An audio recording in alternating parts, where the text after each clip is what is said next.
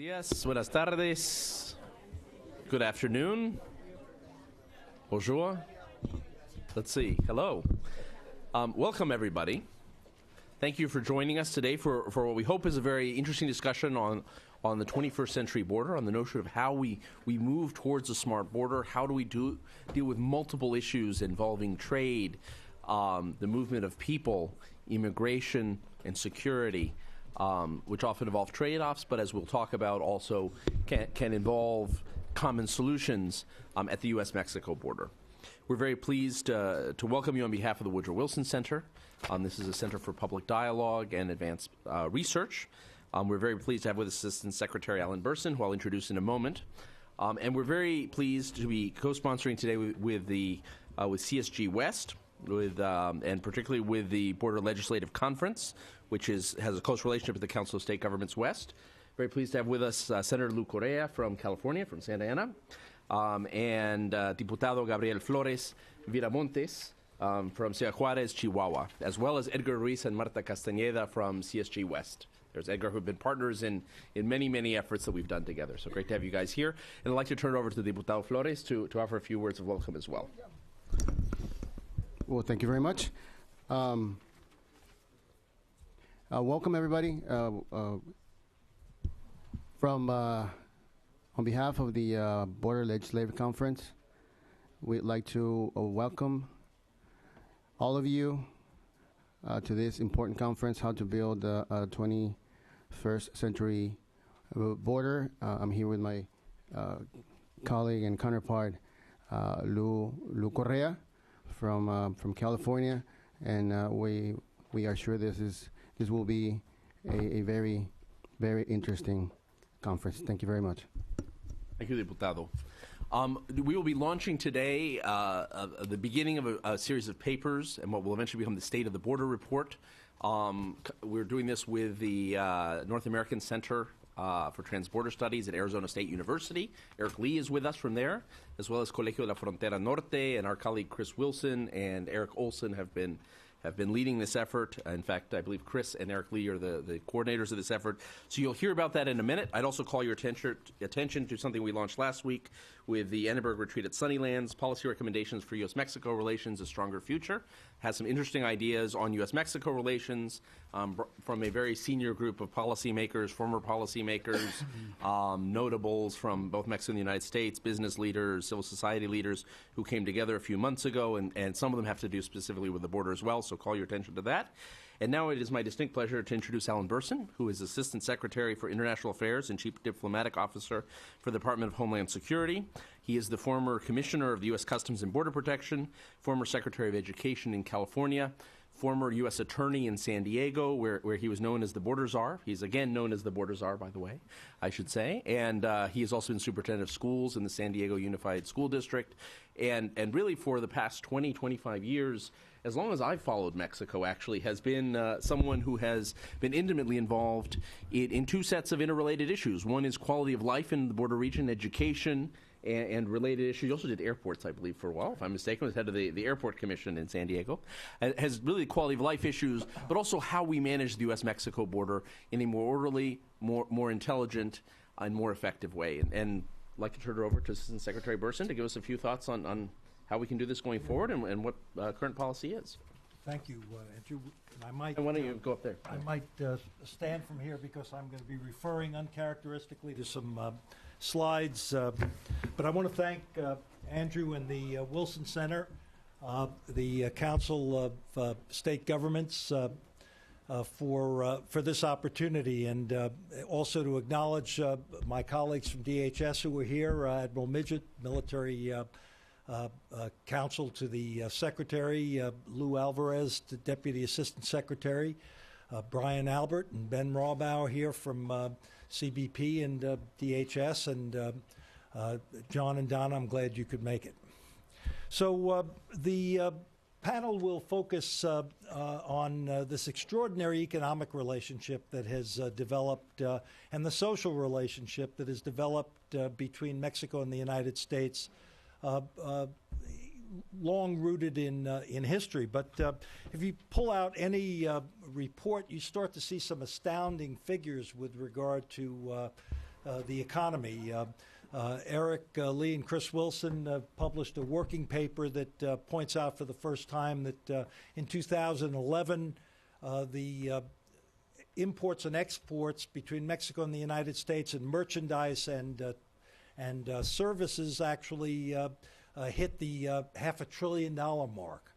$500 billion a year in terms of imports and exports. Since NAFTA in 1992, trade between Mexico and the United States, 70% of which is carried by truck, has quintupled. This is an extraordinary series of economic data that show how tied we are to Mexico. What I would like to do, in fact, I would project that this kind of economic growth, which the panel will focus on, means that for the first time in American history, it has enormous implications not only for the American border, but I submit for American history. When you think about American history, most of our history from the 18th century on involved an east-west axis. It was settlement of the West. It was movement out west from the Atlantic seaboard that determined much of what happened in the United States. What I suspect for our younger colleagues in the audience, as well as for my children and grandchildren, that what will be more important over the next 50 to 100 years of American history actually is a north-south influence. It's what we do with respect to Mexico and Canada that will actually determine the quality of life. There are those who would say that indeed, notwithstanding the prejudices of the foreign policy elites, that in fact there is a disproportion between the commitments we have made elsewhere in the world and what we do with respect to Mexico, and arguably also with respect to Canada. But when you look at the fact that the North American Free Trade Association, among Canada, the United States, and Mexico, has created the largest free trade area in the history of the world and in the world currently today, that accounts for 1/3 of the world's gross domestic product, you begin to sense the potential and the power of North America. And North America, I submit, both for economic competitive reasons as well as for security reasons, will be the main point of reference for the next generation or two of Americans.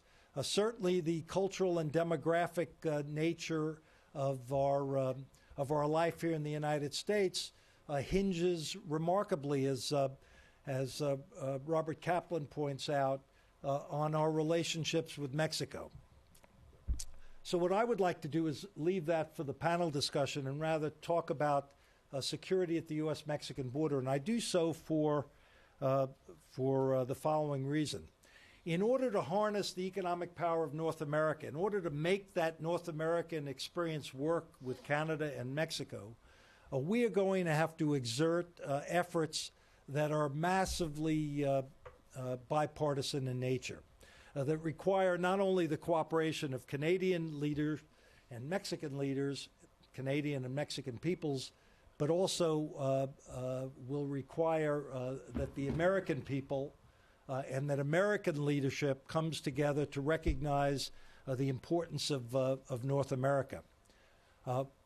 In order to build an infrastructure, as Senator Correa pointed out in an earlier discussion, we have long wait times at the border, that we have huge bottlenecks at the border, and these are the problems that we must overcome in order to meet the challenges of economic competitiveness if we are to compete with East Asia and with the Indian subcontinent, indeed with Brazil over time. And one says, well, how can we possibly accomplish that if you project the political gridlock that appears to exist in Washington? And I would only say, and this becomes more apparent to me as I get older, is that we must always avoid projecting into the indefinite future the existing state of affairs. And it is not merely an optimistic view, but I think one grounded in experience as well as in logic, that we will find the political bipartisan capacity to build that border out in terms of the economy. And the evidence that I have for that is that we have just completed a 20-year effort in doing that with regard to the southwest border. In 1993, began an effort to restore the rule of law to the U.S.-Mexican border, to take a border that had been neglected on both sides of the border, that was the scene of millions of people crossing in a disorderly, unregulated way, ida y vuelta, back and forth across the border regularly. And if you fast forward to 2011, you recognize that through the Clinton administration, the Bush administration, and now particularly with the emphasis given by the Obama administration, we have a border that has been transformed dramatically. We've gone from a border budget that was several $100 million to one that is close to $10 billion a year in terms of border infrastructure. The number of Border Patrol agents have gone from 3,000 in the 1990s to 22,000 today. The number of CBP officers at the land ports of entry will be the next focus of growth, although there has been some growth there. And I want to point out and emphasize that this was a bipartisan effort, demonstrating that we can, in fact, engage in noble, bipartisan, constructive national efforts when there is a sufficient consensus to achieve a particular end. Indeed, when you look at the condition of the border in 1993 and the condition of the border today, it would rank as one of the greatest assertions and exertions of national power comparable to other large efforts in our national history. Restoring the rule of law and bringing the border under control is a chapter of American history that should be better understood and will be as the years go forward, as we attempt to apply the same effort to the expediting of trade and lawful trade and travel between our countries. So what I'd like to do in very summary form is to take you through three phases in which this happened. In 1993, Sylvester Reyes, a congressman now from El Paso, who was then the Border Patrol sector chief in El Paso, basically did something that had not before occurred. He put Border Patrol agents up on the border, right up on the border, to deter the what was a daily crossing of tens of thousands of people back and forth from Juarez into El Paso, and many people continuing on into the interior of Texas. That began the effort that has continued, but the first phase of this was from 1993 to 2000. So let me ask you to put up these. What this does is shows apprehensions between 1992 and 2011, and they're actually very interesting to analyze. But for present purposes, let me put aside those who say, well, apprehensions don't tell you anything about actual numbers of people trying to cross. In fact, if you look at any law enforcement situation, first thing happens when you put a lot of police officers in a community is the apprehensions go up because you have more police officers able to make more arrests and observe more crime. Over time, you will see the number of apprehensions go down because, in fact, criminals move elsewhere, and they will not stay in areas where there is high police activity or presence. So what you see in El Paso in fiscal year 1993, when Sylvester Reyes started, there were 285,000 people arrested in El Paso that year. And the only number comparable and much larger was in San Diego, 531,000 who were arrested in San Diego that year. And it stood to reason that was where people would cross. It was easy to cross from Tijuana into San Diego, and then get on the 5 freeway and go up to Los Angeles. It was easy to get just cross the river at low tide of. Which is always the case in El Paso, Juarez. Just walk across the river and move into Texas. There was no stopping until in Hold the Line, Border Patrol agents got on the line and deterred people from crossing. And in 1994, Operation Gatekeeper, under the same principles, took place in San Diego, and then in Texas in 1997.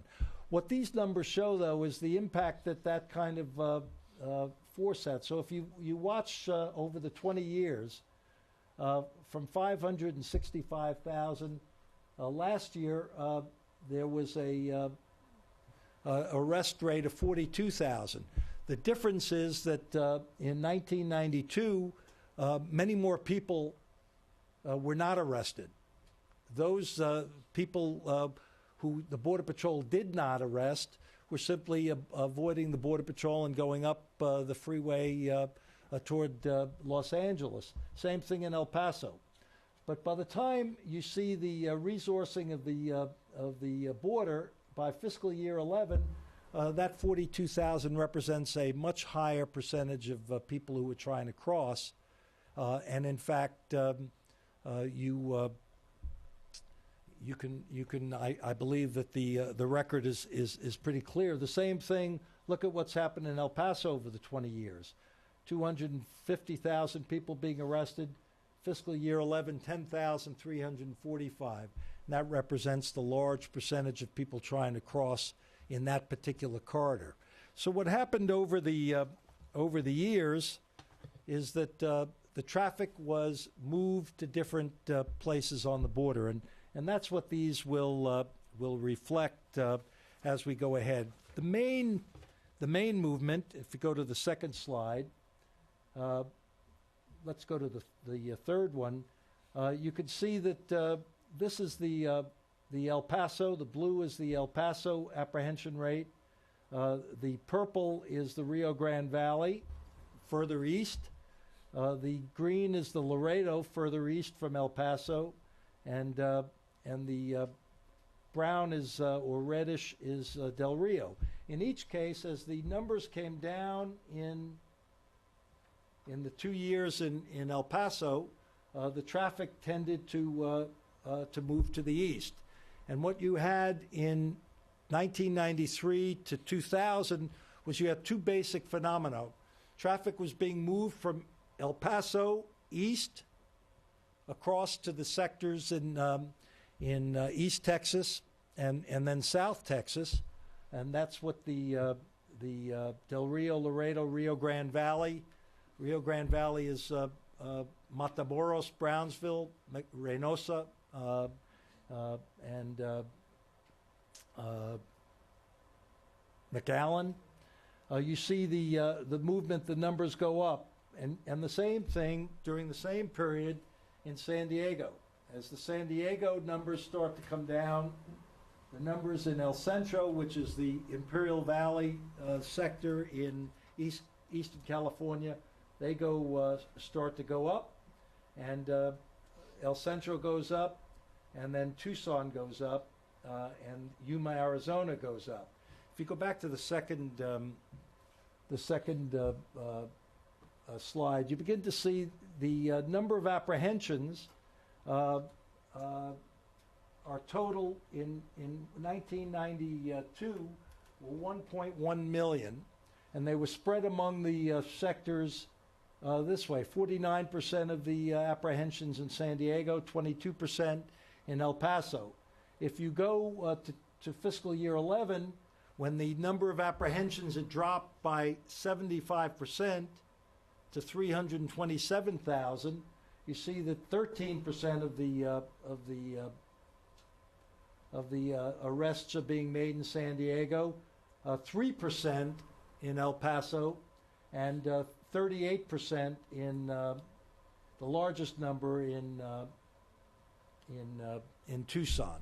And that's why when President Obama took over in 2008, all of this activity, you had pushed all of the traffic to the east in California, and all of the traffic east toward the Rio Grande Valley, and what you saw was a consolidation of traffic in Tucson, and that was really the second phase of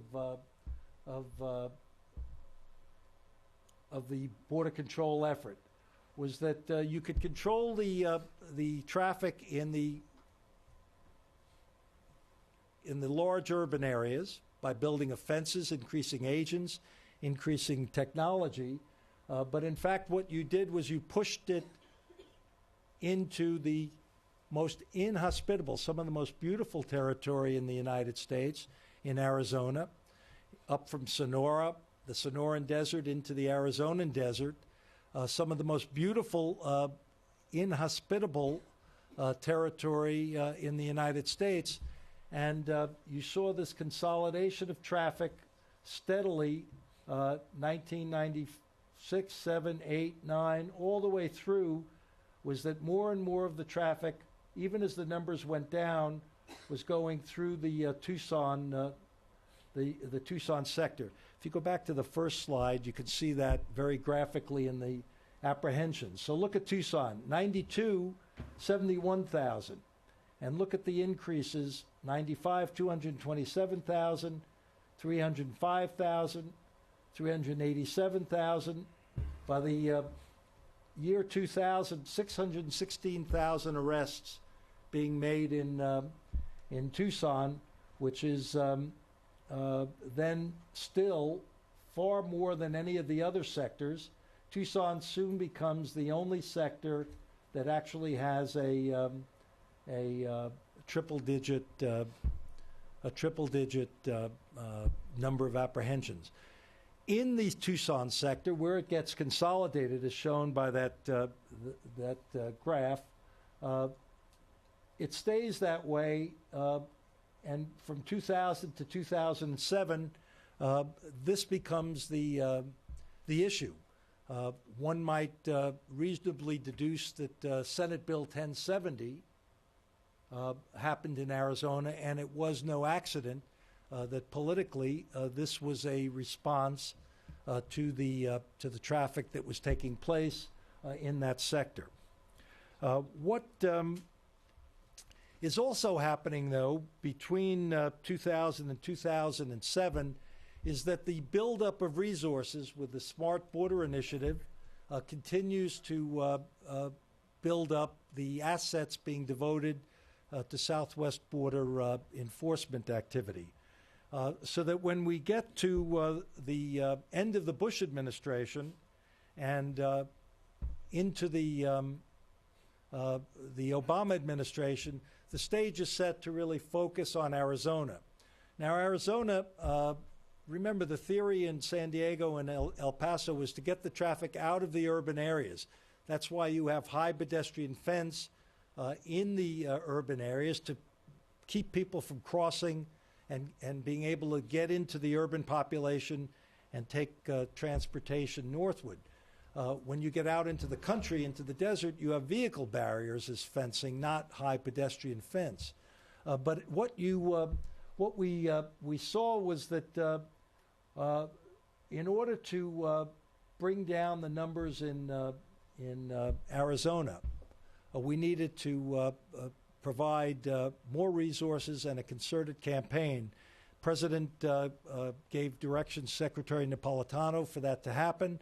And in fact, the resources from 2008, by the time we get to 2011, there's been a huge increase, not only in the Border Patrol agents that are in the Arizona sector, but in the technology, in the aviation assets, that are available to patrol a very inhospitable terrain. That has the reaction that we expected, which is that the traffic came down. Go back to the numbers. The first slide, please, Brian. So if you look at Tucson, it hits the high point in 2000, and then there is a decline, but not a. Look at the difference. Tucson has got 50%. In a year when there were 858,000 arrests, Tucson accounted for 378,000 of those arrests. But look at what's happened from 08, 09, fiscal year 10, fiscal year 11. 317,000, 241,000, 211,000, and last year 123,000 arrests, bringing it much more into line with other sectors. So the first thing that you should be asking is, well, we did have the economic fiscal crisis of 2008, and doesn't the economy explain that decline? And I believe it does have a major role to play, but to suggest that it's only a function of the economy, I think, belies the fact of what has been happening since fiscal year 2000. And go back to that, this one. No. So this measures from 1993 to fiscal year 11. The red line is apprehensions. The blue line are seizures of marijuana, and the green line are the number of agents. And if you see the decline in the number of people being arrested and the flow of people across the border, it begins in fiscal year 2000, is when you start to see the long-term secular decline. And you will recall that between 2000 and 2007, we had quite a robust economy, and notwithstanding that fact, the number of people trying to cross illegally went down significantly. This is not to deny that the economy has a role. It does, to be sure. But if you looked at earlier periods, the recession in 92, in 91, 92, 90, 91, or in the early 80s in the Reagan administration, you see that the flows do decline a bit, but they not significantly, and they recover with the economy quite quickly.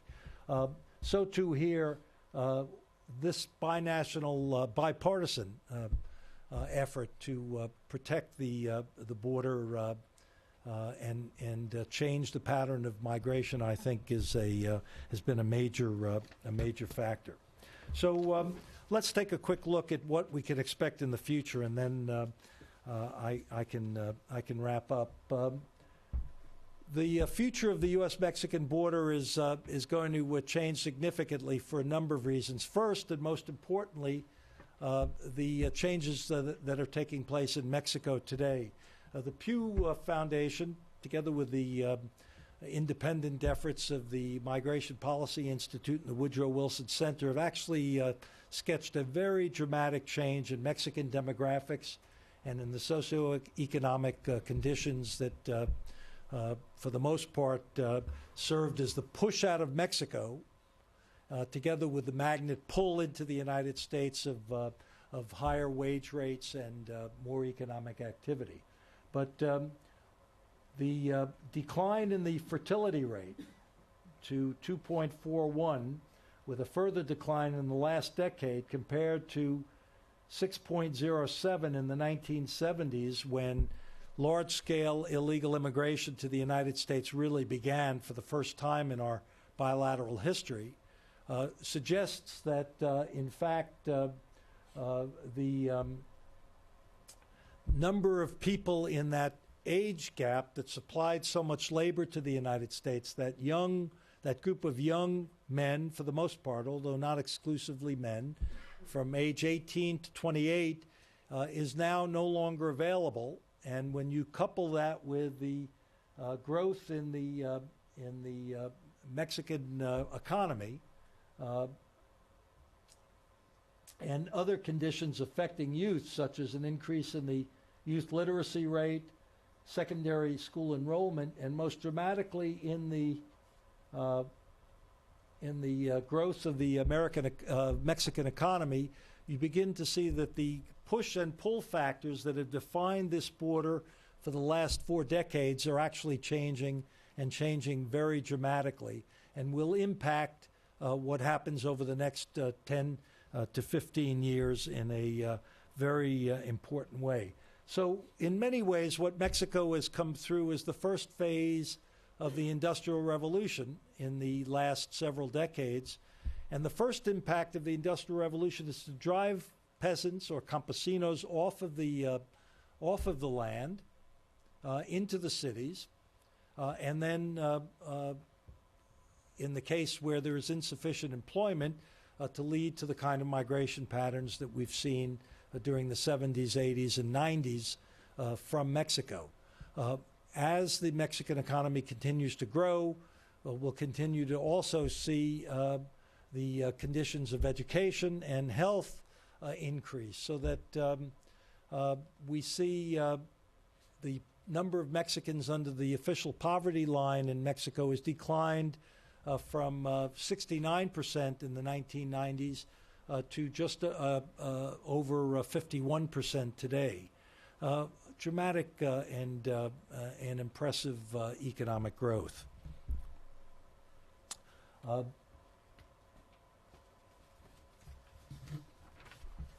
What that will mean as we go forward is that we will see a decrease in the number of Mexicans who are coming across the border, and we will see something that the Pew data showed for the first time, which is that these were the flows from the United States to Mexico during 1995 to 2000, and the flows from Mexico to the United States, just under 6 times the flow of Mexico into the United States.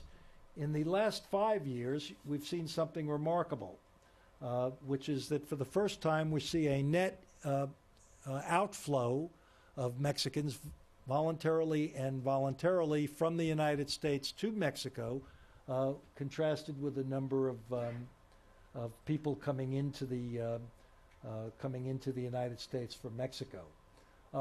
This data shows that, in fact, the difficulty of crossing the border suggests that more and more people have determined, migrants have determined not to attempt a further re-entry. The implications are very dramatic for both countries. So, you know, the problem, so-called problem of Mexican illegal immigration really begins in the 70s and becomes pronounced in the 1980s and 90s. For the first time since 1900, we see the number of Mexican-born population in the United States declining. And that trend is expected to continue. So too with the Mexican-born population in the United States, 6.1 million unauthorized, undocumented Mexicans in the United States, a decrease of just under 1 million in terms of the last number of years. The number of lawfully present Mexicans remaining relatively stable. So,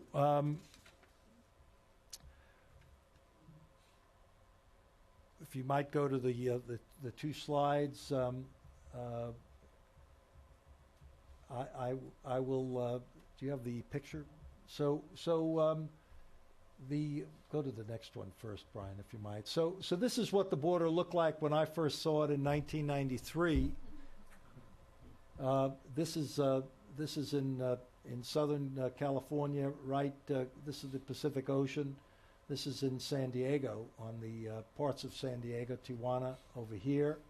And this is what it looks like today with road work and infrastructure that has maintained the situation there. The next picture, though, is the real challenge. And this, there is, for all of the enforcement activities that I've been involved in, for me, it is the quality of life between our two peoples, between the Mexican and U.S. peoples that count the most. And this is the story when it was not so difficult to cross. This is the crossing at San Isidro today, notwithstanding the rebuilding of the largest border crossing area in the world. That's the next challenge for the American people, the people of Mexico, and then by extension in North America to Canada. We must recognize the extent to which we are a continental force, and that our economic competitiveness as a nation requires that we solve this. We were able to solve, increasingly with the cooperation of the government of Mexico, the problem of illicit activity at the border, having to do with flows of migrants. I suggest that this is the next great project of the two countries, which is to build a border that works from the standpoint of commerce as well as the passage of people lawfully back and forth. Why don't I stop there and pick it up with the panel, if we might, Andrew?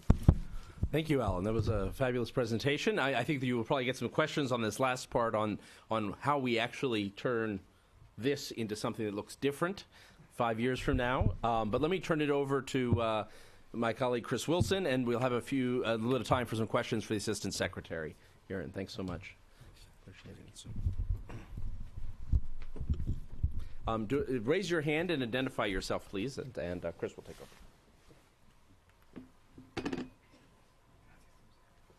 All right. Thank you very much, Assistant Secretary. Is it all right to take a couple questions right now? Sure. Okay, so we'll have a short question and answer period right now, and then we'll move into the second portion of the program, which is a panel discussion on the 21st century border as well. So please, just raise your hand and identify yourself, and we'll have a mic going around. In the front, it's Ted Wilkinson from the Foreign Service Institute, right up here.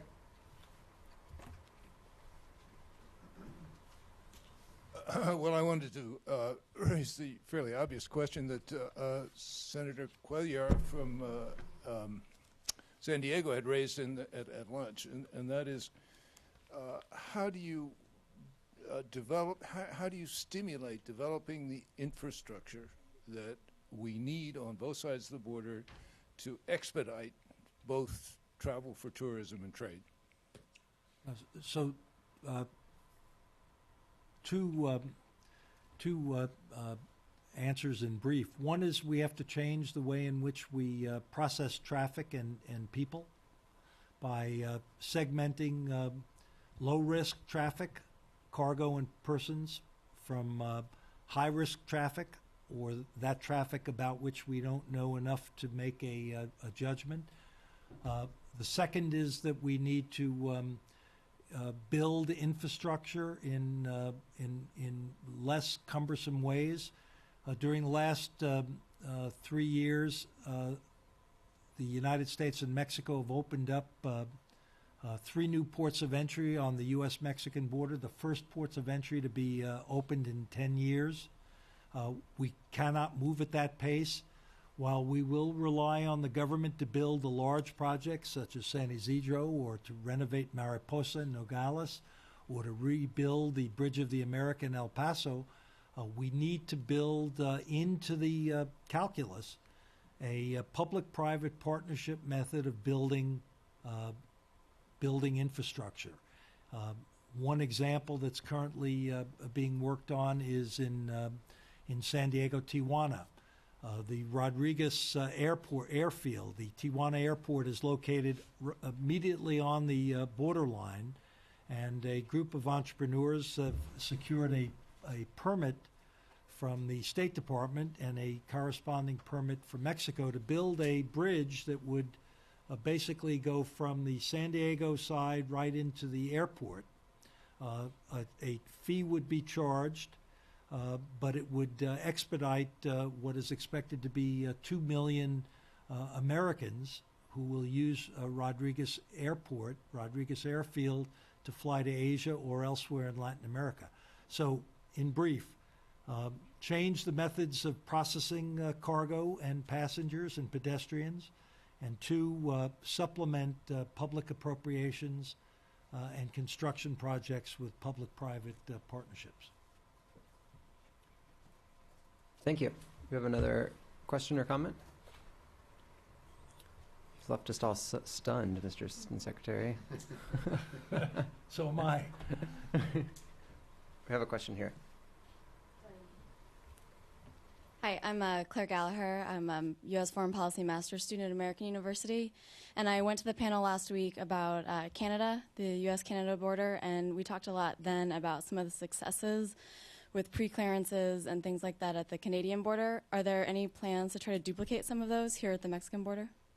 In terms of re-engineering methods of processing cargo, yes, in much the same way as is being worked through with Canadian border authorities, so too the Obama administration working with the Calderon administration. I'm confident the Peña Nieto administration will continue this work, is looking to do a pre-inspection, which means stationing U.S. Customs and Border Protection officials in Canada, in Mexico, so that cargo crossing from Mexico into the United States can be pre-inspected in Mexico. All of the targeting and risk management can be accomplished before there's a crossing of the border, and what that then permits is the cargo can then immediately enter the U.S. transport network, the interstate system, without stopping at the American port of entry. So yes, the pre-inspection kind of re-engineering is being discussed with Mexican authorities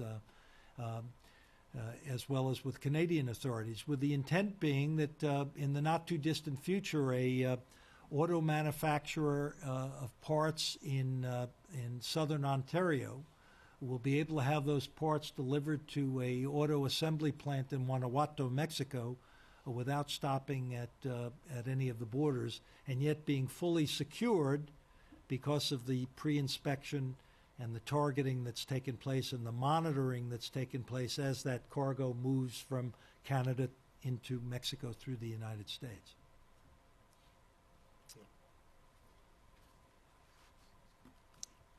All right. Well, thank you so much, Mr. Second Secretary, for wonderful remarks. And I think we'll move into the second section of our panel. Thank you very much. Thank you. We'd love that at this time. Okay, and we can take questions together. Can we just switch out these spots with these guys here? Sure, of course. Thank you. Yeah, can we just switch right here, if that's okay? And we can swap you guys out.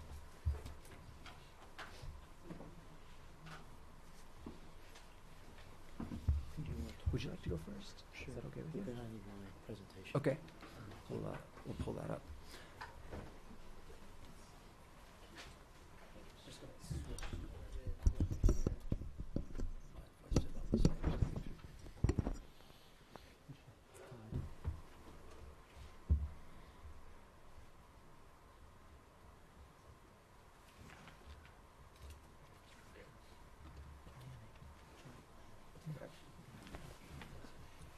So joining us today is Professor Chapel Lawson from MIT. I believe Andrew's already done a short introduction, but it was really, previously worked at CBP and was one of the minds behind some of these new strategies that Assistant Secretary Burson has outlined for us and the way moving forward in the border. It's really been a thinker on this issue and the issue of U.S.-Mexico relations in general for quite some time, and we're honored to have you with us here today. Thanks. If I sit here, can people mainly see? Okay. Sometimes one doesn't recognize oneself in introductions, and this is the case here. I'm very grateful to be included. Woodrow Wilson Center does terrific work in taking either academic ideas and turning them into policy, or policy ideas and making them sufficiently scholarly to withstand academic criticism. It's a wonderful institution. And it's always a tall order to follow Alan Burson. But fortunately, I think most of what I'm going to say is going to build on some of the points he already made. Many years ago, a debate erupted in the United States over how to handle secondary inspection of trucks coming into the U.S. from Canada. And the question at stake was whether customs agents in the United States could bring the truck physically over the line in the middle of the bridge to the U.S. side, where it could be pulled over into something like a breakdown lane and inspected there, or whether the truck couldn't enter the United States at all and instead had to be subjected to secondary inspection in the middle of the bridge, thereby backing up traffic for miles at the busiest commercial crossing in the world. So you'll be happy to know that sanity prevailed, and of course the way we work it now is not the way it used to be, and we've come a long way, but we face the same basic challenge in border management today that we did then, which is that supply chains, travel networks are transnational or even global. They're flexible, they're adaptable, they respond to economic complementarities between different countries, and they're constantly changing. But borders aren't. Borders are fixed. Borders don't reflect economic realities or trading patterns or even commercial and travel exchanges between neighboring countries. And this is a really high-stakes issue to manage because facilitating legitimate trade and travel is a key element of international competitiveness in a global economy. And countries that figure out the right regime to both secure and facilitate legitimate trade and travel while segmenting out the bad things will win. And the countries that don't figure this out will lose. And as I'll talk about at the end, this applies not just to flows of goods and people, but also to other aspects of border management like natural resources. And I'm going to focus just specifically on two things. One, the issue of risk segmentation, to which Secretary Burson alluded, and also international collaboration within North America, both on the U.S.-Mexico border and on the U.S.-Canada border, because the issues are very similar. And then if we have time, I can come back to talking about natural resource management and planning of ports of entry, again, something to which the Assistant Secretary referred at the end of the presentation.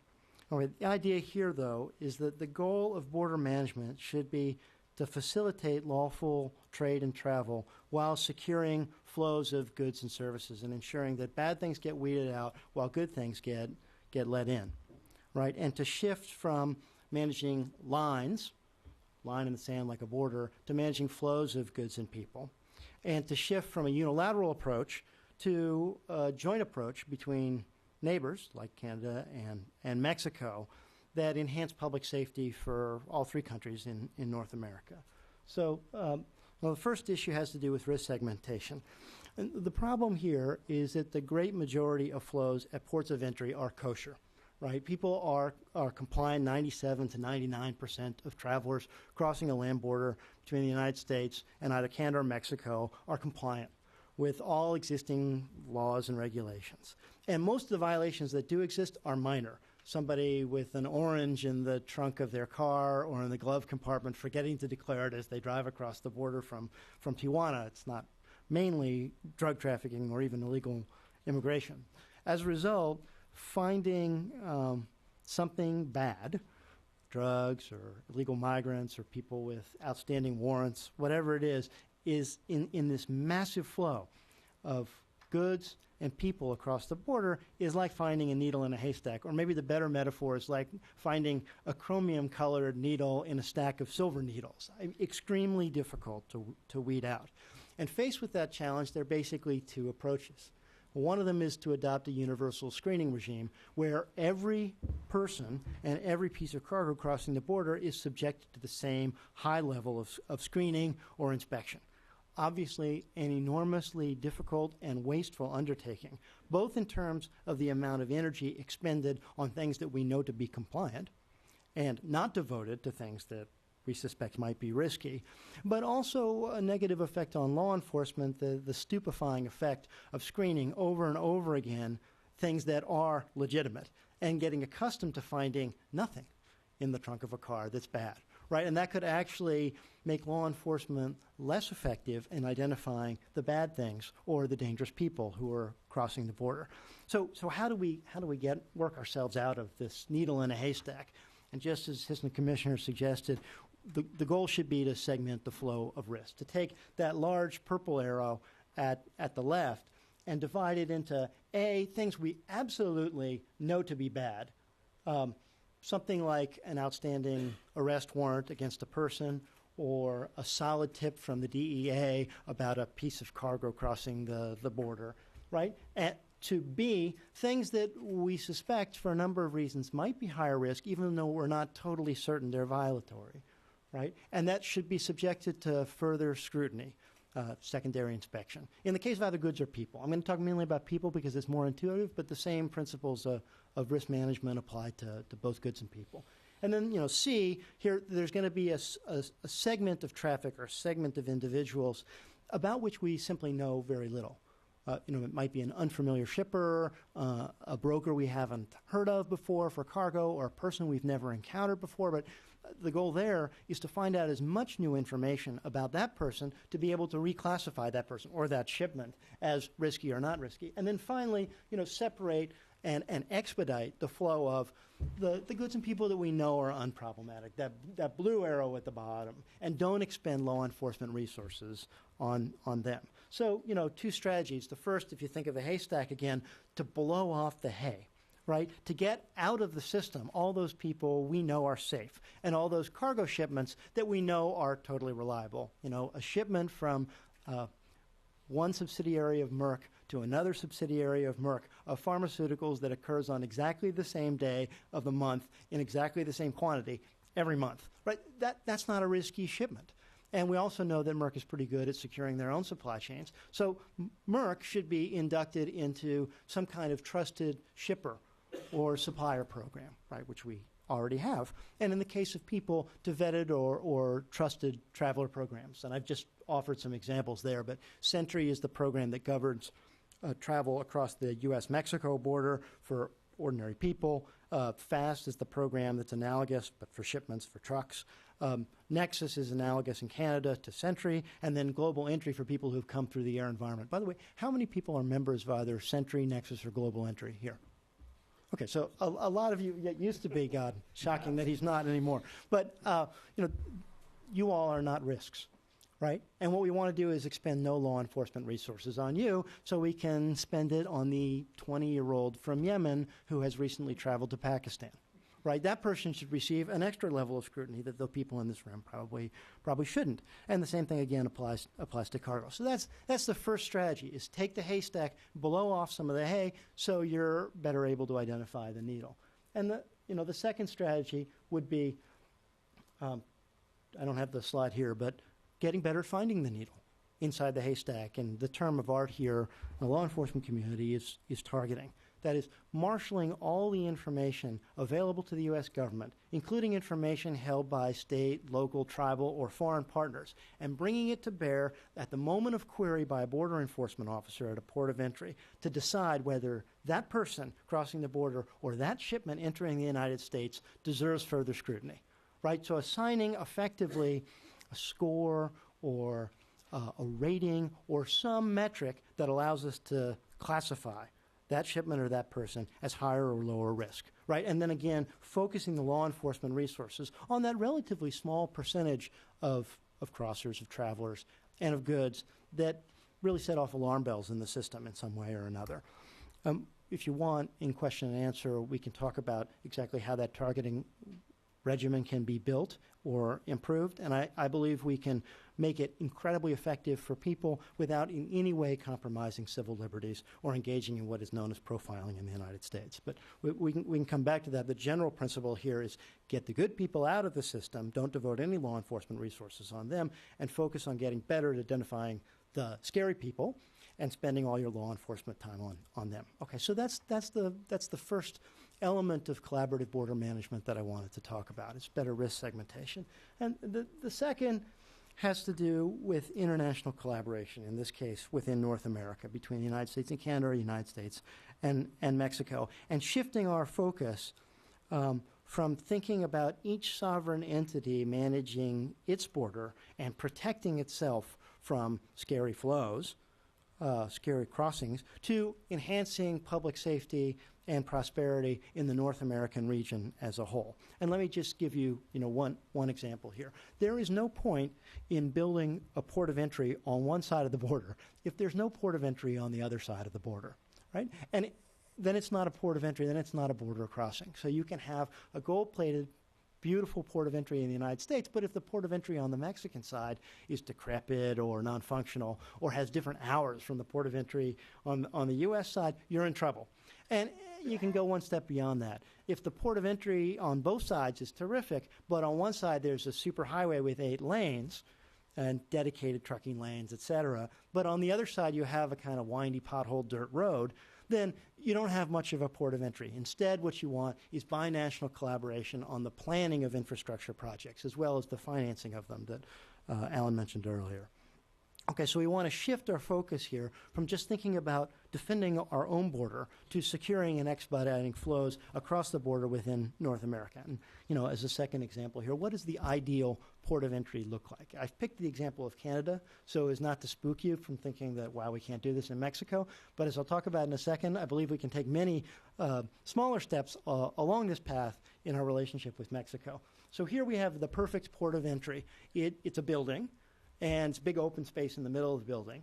And in the middle of that open space is a dotted red line that designates Canadian territory from U.S. territory. And on one side of the building, you have Canadian officers, and on the other side of the building, you have American officers, maybe a room this size, and one can yell or talk to the other officer immediately. And an entry into one country is, by definition, an exit from the other country, so there's no need for any kind of double processing here. We should be able to do both. And by the way, both the Canadian officers or the Mexican officers and the U.S. officers are looking at screens with more or less identical information. That's the blue square at the top of the chart there. There may be some sorts of information that, say, the Canadians don't want to share immediately or automatically with their American counterparts, and vice versa. That's the red or the green lines in the blue square. But basically, all the other information is the same.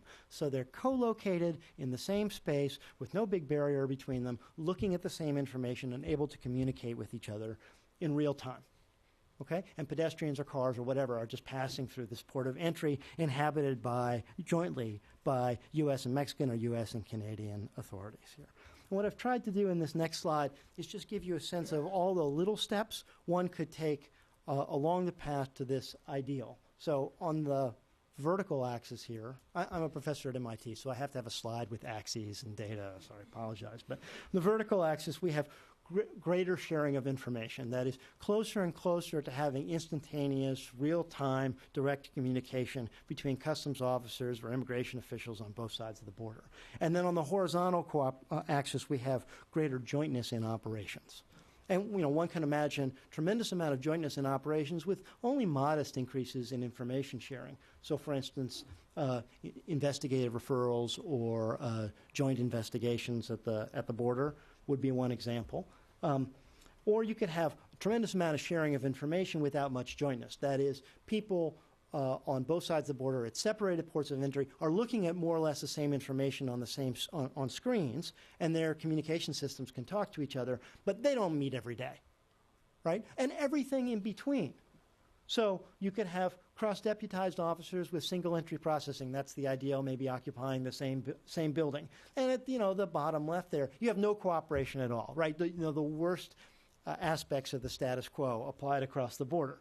And in the middle, there's all these more modest measures. You could have binational port security committees or binational port committees, as they're called in the United States and Canada, where the officers from both sides or agents from both sides meet regularly to discuss how to keep the port of entry running if there's an accident at the port of entry or a shooting at the port of entry or some other incident, an overturned truck, whatever. But they meet regularly to discuss and develop new protocols for managing incidents at the port of entry. Coordinated hours, coordinated protocols, real-time communication, some sorts of pre-clearance regimes of the type that Alan discussed earlier, or shared data. Maybe it's not comprehensively shared data, but significant amounts of shared data, for instance, license plates on cars, even if we're not in the realm of true single-entry processing. But the idea here is that we're taking steps in the direction of greater jointness and greater information sharing. And I think over the last 3 or 4 years, the U.S. government has made really significant progress in this direction, both with Canada and with Mexico. But maybe from an outsider's perspective, I've now been out of government as long as I was in government, it could use another push. Maybe we're not proceeding with the alacrity that we would hope, because we live in a North America that is facing increasing international competition with lots of integrated supply chains, a big prize at the end if we get it right, and a big hit to our economy with regard to other international supply chains in East Asia, South Asia, or even Europe and Turkey if we get it wrong. Right? So the goal, I think, should be for us to move much more rapidly as we can to consolidate these sorts of changes. And ultimately, you've now heard the vision. I won't go into detail about all the obstacles along the way, but you have a sense of what measures we could take. Okay. I've talked, about flows and travel of people. Managing the border is a lot more complicated or a lot more expansive than just trade, travel, and security. So I'll give you another example here before I close. And sometimes a picture says 1,000 words. But here's an aerial photo of the Juarez, El Paso area. We're used to thinking of these as totally different cities. El Paso, the safest mid-sized city in the United States. Juarez no longer, but for many years the most dangerous city in the Western Hemisphere. But what you see if you look at Google Earth is a single urban area in the middle of the desert, bisected by a narrow ribbon of blue, sometimes invisible here, that is the river which separates the Mexican side of this population center from the U.S. side of this population center. In what world of public health management would it ever make sense to inoculate the northeastern part of this area and not the southwestern part of this area from an influenza?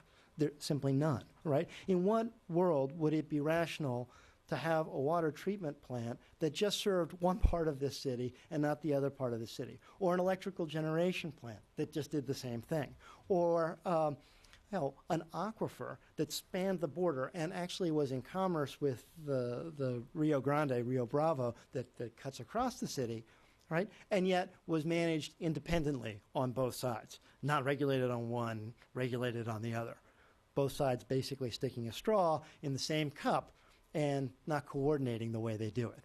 Okay, the answer is in no world does that make sense. And so collaborative border management would be about figuring out a way to jointly manage resources, natural and otherwise, in areas that are effectively single cities dotting and spanning the frontier. Okay, so to conclude, because I know I'm probably running out of time, but the border is where some of the key issues of the 21st century come together.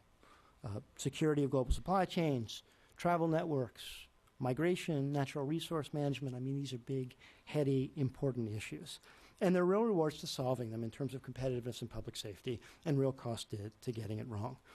So, like Alan, I don't think that these should be particularly partisan issues. I mean, all the things I've suggested should be bipartisan. I mean, they should be things that are regarded as just making common sense, not as a matter of politics. And I'm not totally ignorant of political realities in Washington. I realize that common sense is not always all that common. But I sincerely believe that all the plans we've put forward about collaborative border management and enhanced risk segmentation could be implemented by a president of either party. Thanks. Thank you. I'm just going to quickly switch to PowerPoint one more time. Yeah, no, we'll need that,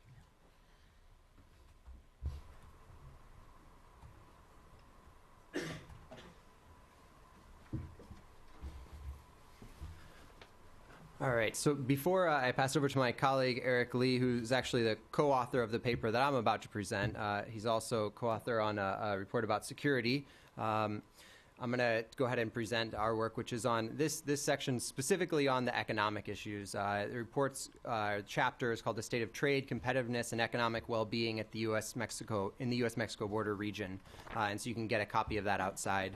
It will be part of a larger report that we're putting together that's more comprehensive in its look at the border that will come out later this fall. in our work on this chapter, we worked, it's the Woodrow Wilson Center's Mexico Institute, together with our colleagues at North American Center for Transborder Studies at Arizona State, as well as COLEF, the Colegio de la Frontera Norte in Tijuana. Together we make up something called the Border Research Partnership. And I can't move on without thanking the support that we get both from USAID and from the Council of State Governments West. So thanks a lot for being here today with us and making a lot of this possible. So jumping right into our research and our findings, I actually need that in order to jump in. Okay. Just to show the sort of the overall picture, the starting point is very simple. Bilateral trade between the United States and Mexico matters to both the United States and Mexico.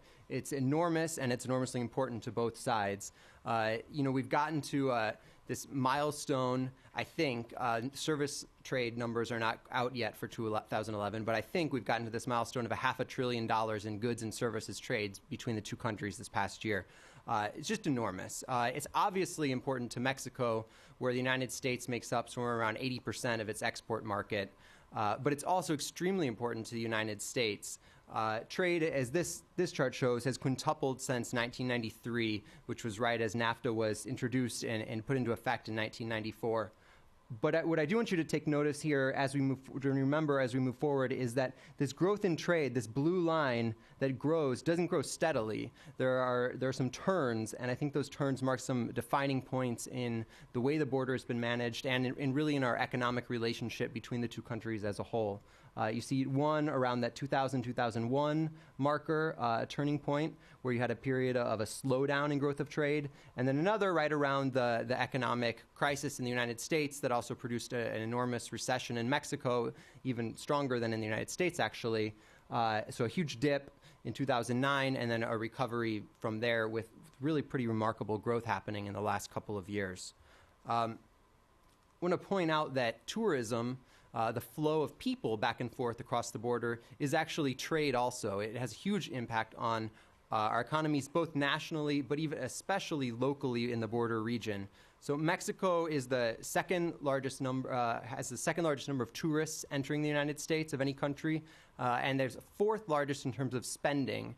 But I think that those numbers, that fourth in terms of spending, doesn't actually reflect the entirety of what's happening. Because if you have been in the border, if you live in a border community, one of these cities that, as we just saw on the map, there's really no difference. If you live in Tijuana or San Diego, it's a single urban area. If you live in El Paso or Ciudad Juarez, it's a single urban area.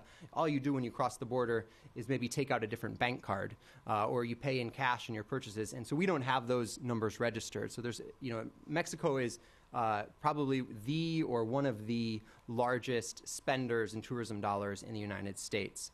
And that's really, that cross-border retail is the lifeblood of a lot of border towns. So this is just a vital part of the border economy, is how these border crossings work, because you need border crossings that work in order to maintain this buying and selling, this cross-border retail that's happening all the time. This shows just the projected flows of highway traffic, of trucks, of trade coming across the U.S.-Mexico border. And the point here is to just really take a look and see how important these networks of highways, these transportation corridors are, which is where trade is happening. Some 80% of bilateral trade crosses the southwest border. 70% of bilateral trade crosses the border by truck. So it's really these highway networks and the points at the border that they cross that are key to managing the flow of goods throughout the region. And you see that a lot of it really is coming from the industrial heartland, sort of the Midwest in the United States, the automakers there. Detroit, actually, rather than any city in the border region, in the southwest border region, is the largest exporter, the largest city exporting goods to Mexico. And that's the auto industry, obviously, that's supplying it. But the East Coast, is also huge.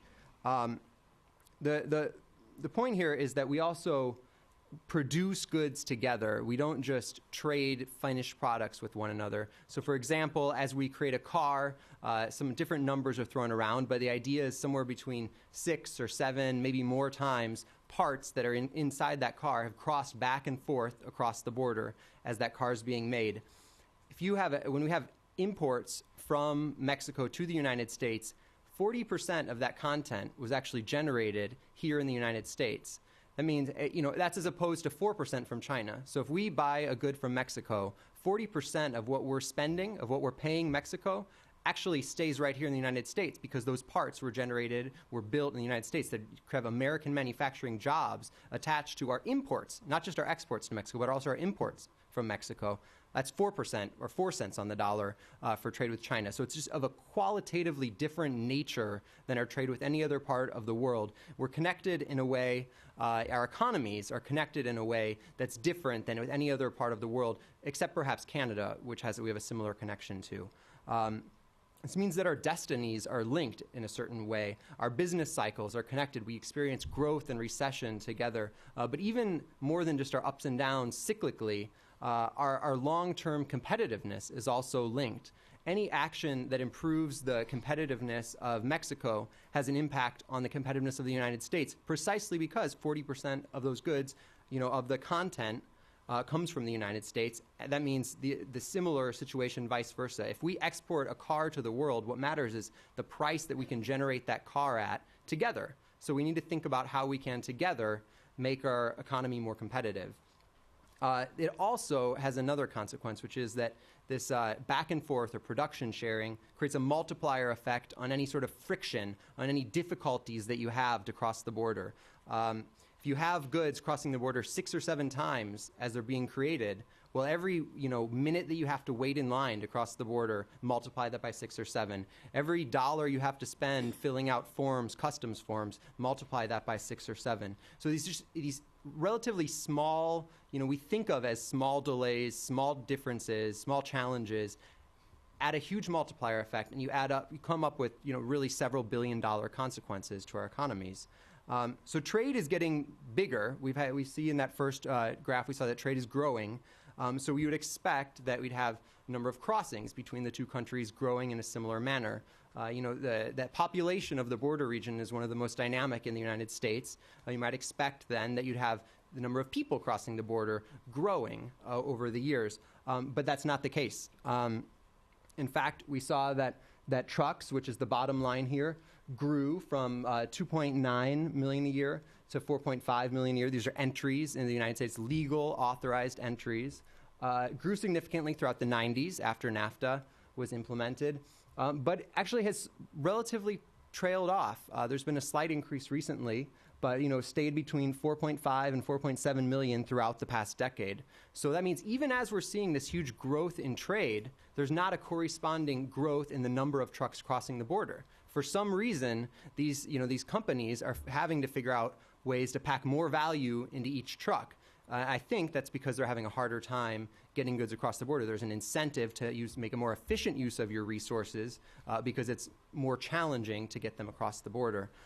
We see even more dramatic ups and downs in the other numbers. The green line in the middle is pedestrians coming across the border. You see a rise, and then you see a fall. And then the most dramatic is the passenger vehicles, which is how most people cross the border. Personal vehicles, which also grew significantly throughout the 90s and has declined significantly, especially since 2006, 2007. Now, I think there are several factors that play into how these lines get drawn. Not least of which would be the security situation in northern Mexico. It's really caused people to stay put, to be moving back and forth across the border less, maybe to move to the American side temporarily. You have certainly the economic crisis that hit both sides of the border very strongly, caused another decline. But we would expect then a return, and we haven't seen that return in traffic yet as the recovery is happening. We'll have to see what happens there. The point here is really just that the border has thickened over the years. And this thickening has resulted in congestion, and that congestion has a cost. There are lots of studies that have been done about what that cost is, and this table just sort of details some of those studies that have taken place. But the takeaway is very simple. It's just that it costs several billions of dollars to our economies. I think I would take any one and all of these numbers with a grain of salt or 2 or 3, but nonetheless, we see study after study finding that there are significant economic costs to increases in congestion at the border. It just means that we need solutions. We need more efficient border management, but we need to do that without giving up the security gains that we really have put in place since 9/11. There, has been a change in the way the border has been managed, and that has created, gains in the security at the border and the ports of entry. So we can't give those up. Nobody's going to want to say we trade one for the other. But the point here is that we need to find a way that one does not come at the cost of the other. It's not a scale balance between security and efficiency at the border. We need some creative ways, such as our other speakers have already mentioned, to have gains in both security and efficiency happening at the same time. During the Bush administration here in the United States, that was called a Smart Border Agreement. We had them with both Canada and with Mexico that really said, no, we can do this at the same time. We can have security gains and efficiency gains. And those have really been fleshed out and deepened during the Obama and Calderon administrations with the 21st century border. And that's really, the 21st century border means a lot of different things. But to me, what it really was a strong declaration of the two presidents, of the two administrations, and I have some of the architects of it surrounding me, but saying that we can make gains on competitiveness, on efficiency, without giving up on the side of security. We can do both at the same time. In border communities, there's just moving on a little bit, there's a big focus on the need for infrastructure investment. CBP has said, a lot of people have said, there's approximately $6 billion sort of deficit or need for more infrastructure to fully modernize the border. But I think that in the current budgetary environment, which is very constrained, very restricted, we don't need to have just people coming to Washington saying, my border community needs more money, we need more investment, but we need a message that's a little more fine-tuned. We need to talk about a new strategy, ways to have better throughput, have better use of the resources that we have. It means a strategy, and that's exactly what this concept of the 21st century border is. As Chap has described, we have these trusted traveler and trusted shipper programs which really do just that. They can offer us gains in efficiency by expediting the traffic that's low risk, and give us gains in security by having more resources to focus on the traffic that has an unknown or higher level of risk. So we've talked about which they are, but I guess I should say before we go into each program, I think the name of the game in post 9/11 security is intelligence. It's knowing who people are, and especially if they want to enter the United States, we need to know who they are. And these programs, Sentry and Nexus in the north, and FAST and CTPAT, these are companies and individuals just walking up to the United States government and saying, let me tell you about myself. Let me tell you who I am. Let me give you intelligence. You walk up to a window and an office, and you do that. So to the extent, that these programs can just be a free source of massive amounts of intelligence about who's crossing the border, who's entering the United States, I think we'd be crazy not to invest heavily in them and put a lot of value in them. They're absolutely just a win-win for importers and exporters. They don't have to wait in the long lines that disrupt their supply chains across the border. And border officials can effectively shrink the haystack that Chap mentioned, so that they can therefore focus more attention on the traffic they know less about. We saw growth in the enrollment in Sentry. It's up from about 9% of total traffic crossing the border to 18%. That's good progress. So we're close to 20% of all traffic, but more could be done there. I think a higher goal could be shot for. CTPAT, the program for companies to be trusted supply chains, also has seen steadily increasing enrollment. Unfortunately, the FAST program, the program for truck drivers, which carry most of the goods across the border, haven't had that same corresponding increase. There was an increase, but there's actually been a sort of steadying out or even perhaps a decrease over time in the number of truckers enrolled in those programs. And I think it just means that we need to be focusing more attention on what's happening there. We need to be asking ourselves, why is that happening? The drivers themselves bear the cost of enrolling in that program, but they sometimes don't see the benefits because their goods have to be CTPAT certified from a trusted shipper or a supplier before they can use that lane. So you need to figure out ways, and I don't propose to claim to have the answers, but you need to figure out ways to have the incentives meet the sort of requirements that are there to get involved. The other thing is just that, you need to be promoting these programs. And I think that that's happened more in some areas of the border than in others. I think the case of San Diego and Tijuana is pretty remarkable. The enrollment levels there seem to be much higher than in some of the other areas along the border. And that's great. That gives us an example to look at and say, how can we do a better job of getting people enrolled in these programs? Sort of final issue that I want to talk about is just the focus on the areas, the ports of entry themselves and the areas between the ports of entry. And actually, this slide, I have to give credit to Mark Rosenblum, who's in the audience today from, I think he is, maybe I didn't see him, from CRS. The green here on this chart is the Border Patrol. And the Border Patrol, I think probably most people in this room know, but not necessarily everyone in the country knows that there's the Border Patrol that monitor the areas between the ports of entry, and the Office of Field Operations, who are blue uniforms, who monitor the areas at the ports of entry.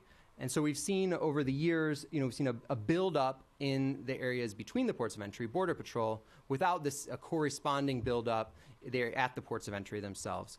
And there have been, as Assistant Secretary Burson showed, that buildup between the ports of entry has led to something that does move the flows and even reduce the flows to a certain extent. So we've invested in that, and I think now the time has come to where we can start thinking about the ports of entry, and we have an opportunity now to invest in the ports of entry because now, really it seems a lot of the harder drugs are coming through the ports of entry. A lot of illicit traffic comes through the ports of entry. So if the risks are at the ports of entry as much or more than they are between the ports of entry, then we should be paying our attention to the security at the ports of entry if we want to have security gains. And then we have on the side, maybe even, you could just think of these economic gains that would also come with that increased focus on the ports of entry. We've already talked about other ways. There are several other proposals in the paper of how you could improve border management. A lot of them, such as public-private partnerships, have already been touched on. Regional planning exercises through the border master plans. I encourage you to take a look at that, but I'm going to just leave it there for now, and we can pick things back up in question and answer. Thank you.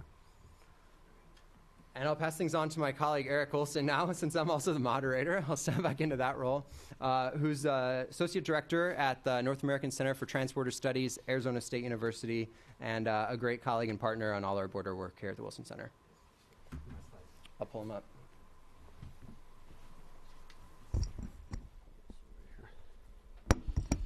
Actually, I'm the other Eric, Eric Lee. Pulling double duty within the Border Research Partnership. I worked on that State of Border Competitiveness project with Chris Wilson. That was a lot of fun to work on. It's a really fun area to work on, U.S.-Mexico cross-border trade. It's very counterintuitive. Not many Americans know about this, how important Mexico is to our nation's economy. Eric Olson asked me to collaborate with him on Chapter 4, our upcoming State of the Border report, of which the chapter that Chris talked about is part of. This is another chapter in that report. We're trying to roll it out this fall. I am still optimistic that we can do that. But one thing I'm going to talk about, one thing you'll see is how, if you haven't seen it already in these three fantastic presentations that preceded mine, is how interconnected these issues are. And that makes this a really, really tough policy area to work on and to move the ball down the field on.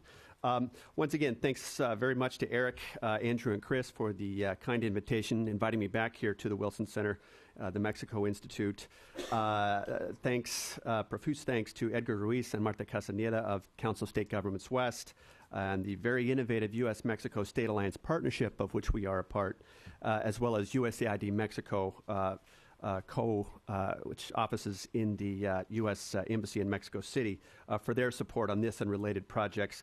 I particularly appreciate Assistant Secretary Burson for his insightful comments and for his service to the United States, as well as for his willingness to take on some of the least straightforward, most complex and contentious policy areas known to mankind. I think Superintendent of Public Construction in California was actually more difficult than your past job, but it's really remarkable the positions you've had and how difficult these policy areas are.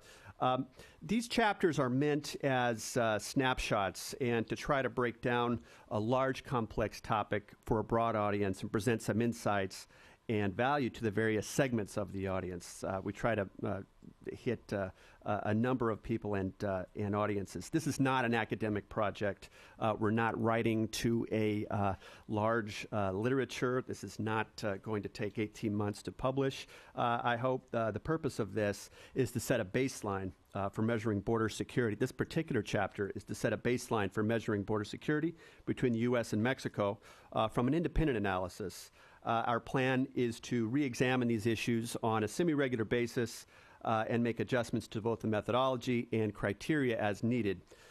To initiate this process, we've settled on 4 major areas and a broad catch-all area, including major related factors in order to evaluate border security. These include the incidence of terror-related activity and warnings at the border, levels of violence on both sides of the border, and assessment of how these might be linked, seizures of dangerous drugs, money, and firearms at the border, apprehensions of undocumented and unauthorized migrants. Assistant Secretary Burson spoke quite eloquently about how those numbers are changing over time, and a number of related and often subjective factors. So we have the hard evidence on one side, but what you quickly realize in working in this area is you have a whole other area of fuzzy factors, subjective factors that influence how this policy area is perceived and talked about in the public debate. And these include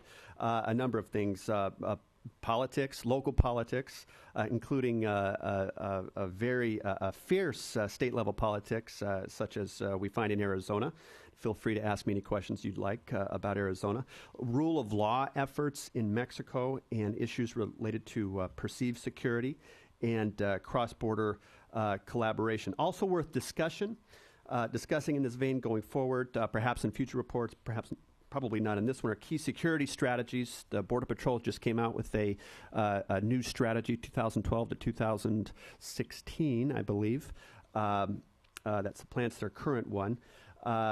Mexico has rolled out very specific strategies from the federal level to deal with violence, particularly in the border region. Todos Somos Juarez is an example.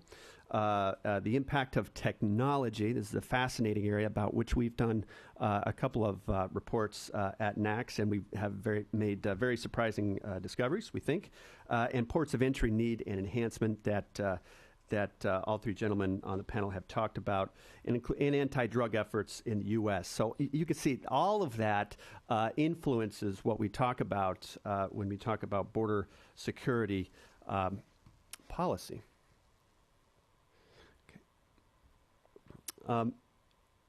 And our principal finding, one thing we try to get across to as many people as we can when we talk about this issue, is that the state of border security really, when you look at it closely, is as varied and asymmetrical as the border itself. The U.S.-Mexico border is a very, very large geographical area. It's actually an arguable point whether the region even exists. I think you could make a very good argument that it doesn't exist. It's basically a collection of interrelated north-south trade corridors that happen to find themselves along an international boundary. They compete with each other ferociously. El Paso and San Diego and Phoenix and Tucson endlessly. West, there's, depending on where you are, urban versus rural. I think the security situation in the major cities along the border, which I believe, touched on earlier, is quite different from the situation in the rural areas. That is partly as a consequence of U.S. security policy. West versus east. The western part of the border, particularly on the Mexican side, is much, much calmer than those eastern corridors, particularly in places like Tamaulipas, Nuevo León, east of Ciudad Juarez. And so just wanted to make the point right at the outset that it's insufficient to talk about the border region being secure or insecure without specifying precisely where you're talking about. So in terms of our preliminary findings on the objective measures, I'll just focus on a couple here. The incident, terror-related activity, I mean, following 9/11, a lot was made about our perceived vulnerability at the U.S.-Mexico border. And this was one of the major driving forces behind.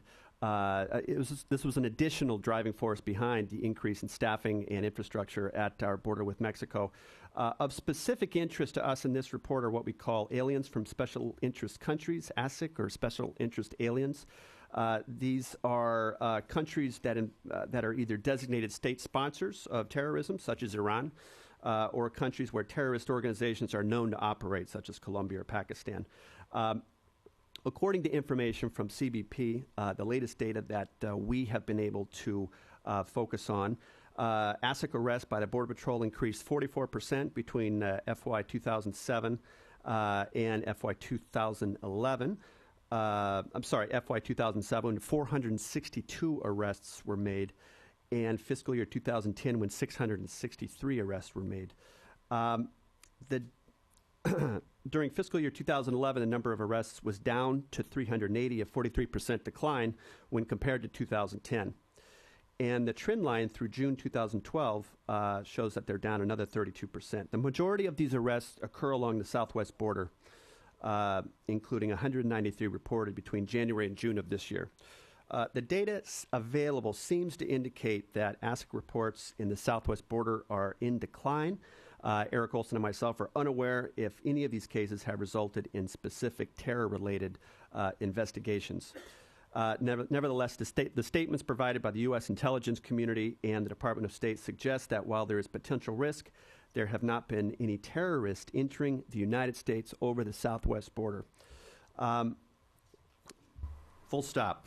Shifting to levels of violence. We're going to shift past this a little bit.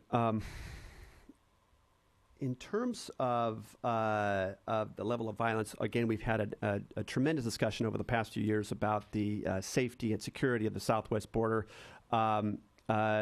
This is, in spite of the fact that, at least on the U.S. side, the FBI crime statistics seem to show increasing or declining numbers in almost all cities along the border, including Phoenix, where I live.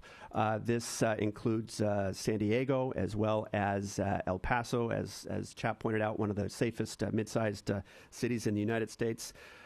From 2007 forward to just recently, the situation on the Mexican side of the border was quite different, and that is shown here by a slide put together by Eric Olson and colleagues at here at the Wilson Center.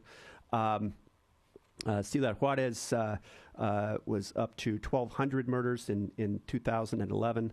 Tijuana, quite a difference. There's the difference between the east and the west there. Tijuana, quite a bit fewer. Chihuahua City has been a point where we've seen an increase in violence as Ciudad Juarez has calmed down quite a bit. What I wanted to leave you with, you see Nogales there. Nogales is the major port on the Arizona and Sonora border. It's a city of a few 100,000. It's a major crossing point for fruits and vegetables from Sonora, Sinaloa, and points south into the U.S. Nogales is basically the biggest headache for folks in Sonora, which is our neighbor to the south. Even Nogales pales in comparison when you talk about cities to the east, including Juarez, Chihuahua City, and Torreon. I just wanted to leave that with you.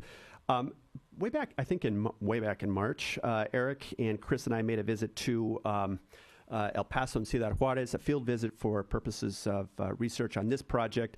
We met with a number of major stakeholders in the region, including the FBI, Border Patrol, the Office of Field Operations. Those are the folks in the blue uniforms, as opposed to the Border Patrol, which wears the green uniforms. They operate between the ports of entry. OFO are the folks that you see when you cross back into the United States at a land port of entry, or an airport, actually.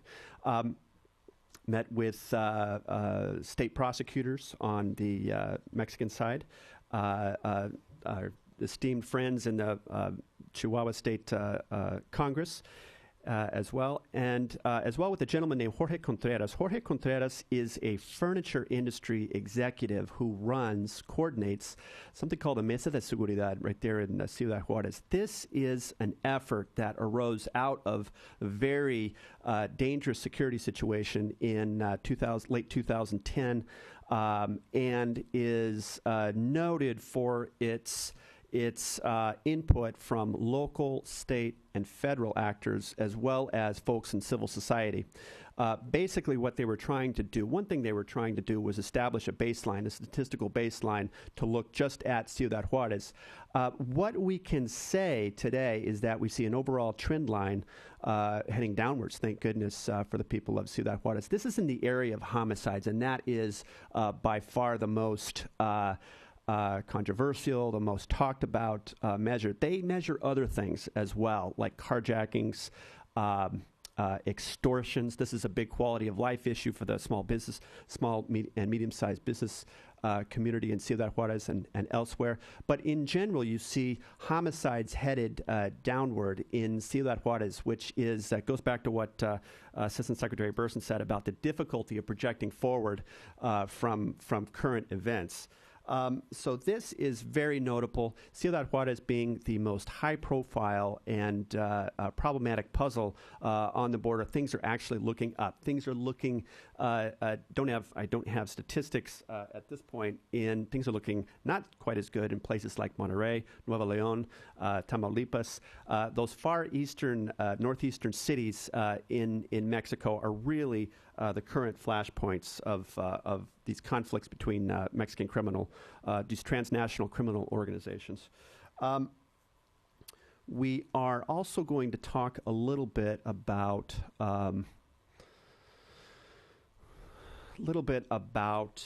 apprehensions. One of the other major kind of hard data points that we have in this. This goes back to Assistant Secretary Burson's slide. I just pulled out some of the major sectors to take a look at. He talked about immigration being way down from its peak. I think that is borne out by several studies, including Douglas Massey of the Mexican Migration Project at Princeton, who has rolled out this concept that Mexican migration to the U.S. is at net zero. Just looking at some specific sectors, I think this is worth going into, just looking at a little bit more. El Paso, which in the early 90s, prior to Mr. Reyes coming on board and rolling out his policy changes there, had a peak of 117,000. Actually, by Arizona standards, that looks quite low. Just looking at that, that was that's a peak in FY05. During fiscal year 2011, they had an amazingly low 9,633 apprehensions. This is interesting for a number of reasons, one of which is that the staffing of the El Paso sector is at well over 2,000 agents. So you're at a situation where you might be overstaffed in the El Paso sector. Now, it's not a matter of, as we talked about earlier today, you can't move people around very quickly in the federal government. There are federal personnel rules that prohibit you from doing that. But we're seeing a situation where we're kind of seeing diminishing returns from our investment, particularly in that sector. In San Diego, FY 2011 at 41,000, a little over 41,000, down from a peak of 181,000 in FY 99. These particular figures from CBP that we had only went back to FY 99. Now, Tucson, this is very interesting for where I'm from. Tucson, the Tucson sector has fallen off a cliff practically. It's at 111,000 apprehensions for FY 2011, down from a peak of 614,000 apprehensions in the fiscal year 2000. We talked a little bit about the flows being pushed eastward from San Diego. Those folks trying to reach those Southern California labor markets were pushed out of there by Operation Gatekeeper and into the Arizona corridor, which up until that point had been a relatively sleepy immigration corridor. Again, we talk about the reasons for this: a weak U.S. economy, very strong Mexican economy that Chris touched on, enhanced border deterrence, and an increasingly dangerous security situation for migrants passing through Mexico, particularly northeastern Mexico, with the massacre in Tamaulipas in late 2010. Those are the main kind of hard figures that I'm going to talk about today. And I think in general, I'll just make a statement. I think this approach, definitely the Border Patrol specific approach, has reached a point, I would say, of diminishing returns. I think that's worth repeating. I don't think we can continue to staff between the ports of entry in a way that we have in the past. It's expensive. It is. And it's you're getting diminishing results over time for all these reasons that we talked about. In terms of the subjective measures, and I'll wrap up soon so we can get to the discussion, the subjective measures that I talked about, I think today, while I have you here, Assistant Secretary Burson, I wanted to talk about the concept a little bit of moving the border away from the border. This was I think a metaphor. You'd call this a metaphor that we talked about a lot over the past few years in terms of how to decongest those ports of entry and make them more functional. I think we need to, and a lot was talked about in terms of enhancing the ports of entry, creating even inland ports in Mexico, the ideas of joint customs inspection in Mexico with U.S.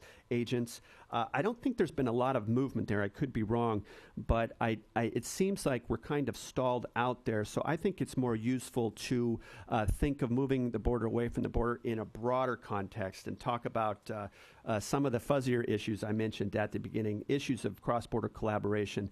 How do we enhance collaboration not only between the U.S. and Mexico? I understand it's much improved from where it was just a few years ago. But how do we measure that, and how do we advance that, particularly with the new Mexican presidential, a new Mexican president? How can we not only enhance vertical collaboration, but also advance the interagency work that you and CHAP reconfigured, rewired, and made more rational from how it was in the old days? Which was not very functional. How can we facilitate legitimate flows as much as possible? Chris talked about tourism. I know in the Southwest region, we really need those Mexican tourists. They really drive jobs. In 2008, there hasn't been a more recent study than this, but in 2008, Mexican tourists' economic impact in Arizona was at $3 billion. I mean, really, really enormous. And this is a flow of tourists that is difficult to count. For interesting reasons. Mexican shoppers tend to use a lot of cash, and once you use cash, you are lost to the statistics. You don't show up as a Mexican shopper as you would if you used your Banamex card or something along these lines. So how do we focus, in other words, on the flows that work for us and make sense, like tourism and trade? How do we enhance technology so that it's a potential game changer? I think there have been a number of technological innovations. It's interesting about SBInet, that was so incredibly controversial and such a political disaster for the U.S. Government. We just completed a small study on this that looked at, we did several interviews with some folks in southern Arizona who worked very closely with this, and they all just thought it was great. They thought it was fantastic, which goes completely against the grain of how this was reported in the media. So I think the bottom line, on going back to the title of this panel, the bottom line on how to build a 21st century border, I think we have a very complex border situation on the ground, and the two federal governments' efforts in their current form only really have some control over this. This is an area that's ripe for innovation, new approaches. We're past the point of diminishing returns on this in terms of staffing, particularly between the ports of entry. We can talk a little bit about staffing at the ports of entry. I know you love to talk about that, Assistant Secretary Burson. Yet I don't think we've maxed out the approaches on the outside or the softer approaches.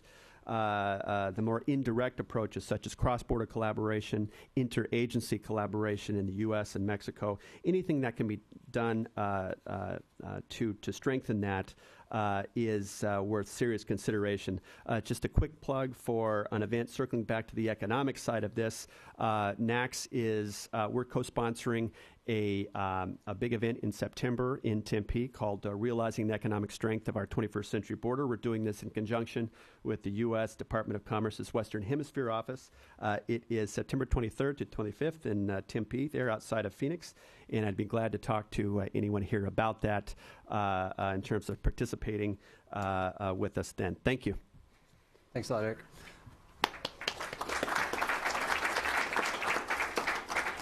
So, as usual for people like us, we've gone on way too long talking without giving you all a chance to jump in.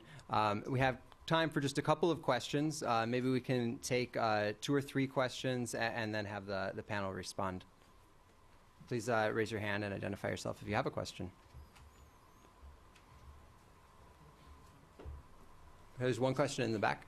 It's Jose Diaz Briceño from Reforma newspaper. I just want to take the chance to ask, well, not Commissioner Burson, but Assistant Secretary Burson, regarding preclearance. There was talk 6 years ago about Cancun and Cabo San Lucas.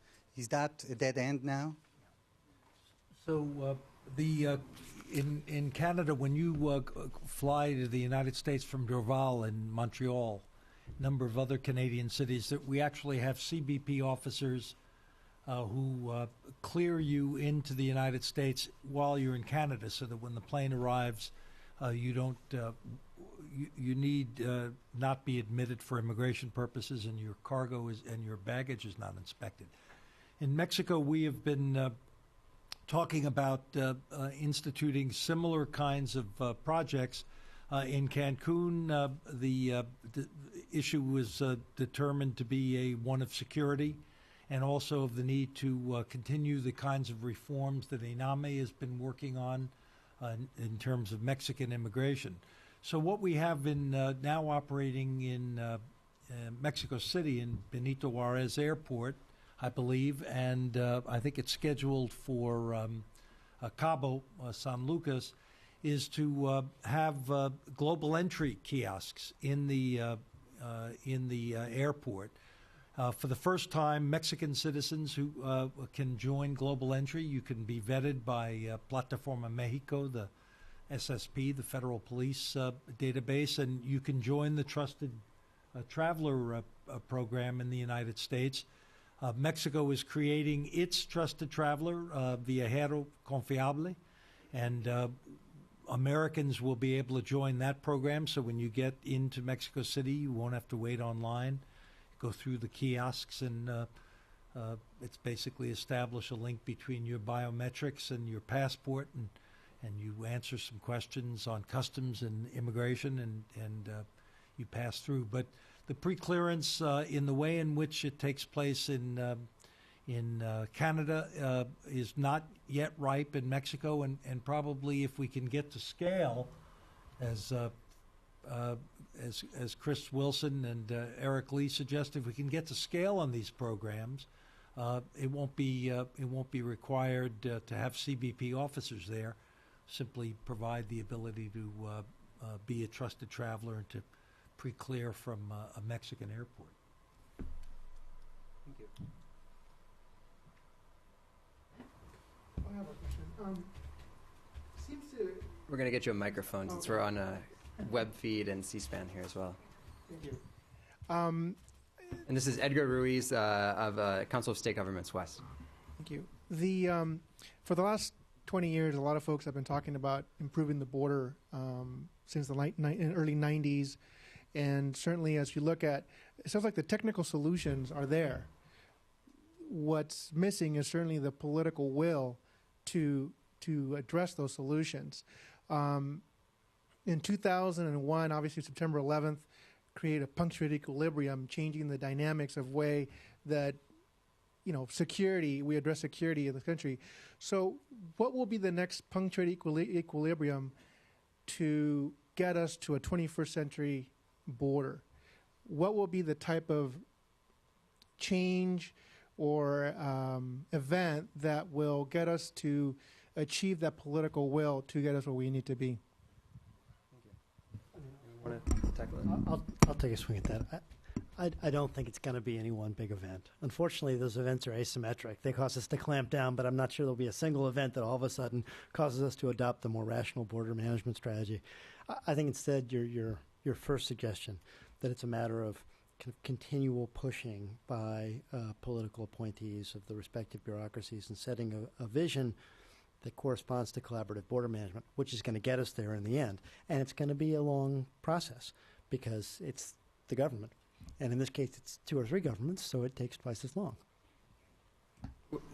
Without disagreeing, because I think that's absolutely right, that's going to be a long-term process, I would just point to an event that's already occurred, which was this global economic crisis and recession as something that I think has a lot of opportunity and is still causing us to think in the United States about just a rebalancing of priorities in a certain sense. I mean, there's obviously, just if you look at the political debate that's going on right now, it's all about the economy, and that's a new era that we're in, and I think it's an era in which there's a lot of opportunity to have discussions about how North America as a region and the competitiveness of North America as a region can be one of the building blocks of the economy for the next century. And to do that, to get there, one of the many things that need to be addressed, structural reforms in the United States, structural reforms in Mexico of the economy. But one of the things that needs to be addressed is clearly border management. And it certainly it can be a driving force for some of the changes and some of the policies that have been discussed today. I don't think Chap would disagree with this. Big changes, big historical changes take generations. They take a generation. So I've talked about what happened on the U.S.-Mexican border from 1993 to now 2012, 20 years. What I tell my Mexican colleagues all the time is that I remember when we were fighting the mafia in the United States. It took us 30 years to beat the mafia in the United States. When the FBI was given the tools and other state and local law enforcement, it takes time. It just doesn't happen. And so what's important is to identify trends, not to be too impatient with the way in which the world works, because that's not something that any of us in our appointed time are going to change. But the idea is to build the momentum, and I think when you look at the 21st Century Border Declaration of Presidents Obama and Calderon in 2010, the Beyond the Border Vision by Prime Minister Harper and President Obama in 2011, you begin to see trend lines established. I can assure you that the relationship with Mexico and indeed with Canada is simply not what it was 5 years ago, certainly not what it was 10 years ago. So without detracting from the proposition that it takes work of all of the people in this room who care about these things. The fact of the matter is that we see trends that are considerably more favorable to this vision than what existed even a short time ago. Chris, I was just going to add, I think in terms, more actually in terms of actors rather than events, and I wouldn't discount the role of local actors who can make things happen very, very quickly, as was the case with Otay Mesa East, that very, very short presidential process. So it can take generations, or it can happen like that. I think it happened in 18 months, that presidential permitting process, which usually takes about 7 years. Yeah, I'm not suggesting that individual projects need to take up generations. Please. But I take your point, Eric. Thank you. Do you have another comment? Oh. Well, we'll think we can end it on that note of where or maybe we can have a closing word from Senator Correa of California and the Border Legislative Conference. From a question to a comment, how's that? That'll be a great concluding I just comment. wanted to say I want to thank the panelists today. All of you really added to my personal depth of knowledge of the issue. And as we talked about this being more of a political solution as a practical solution, I would say that as elected officials, you need to have facts plow the field for us to move ahead, because the 40% versus 4%, the reemergence of trading blocks, the economy, jobs, economic security of the individual citizen, These are issues that all of you have to shed light on with the facts. Otherwise, the folks out there will continue to, just listen to one side of the debate. So I encourage you to keep talking the talk that you're talking and stand at a louder voice, so to speak, so the facts can win out the debate. Thank you very much. Thank you very much, Senator. Thank you all very much for coming today, and have a good one.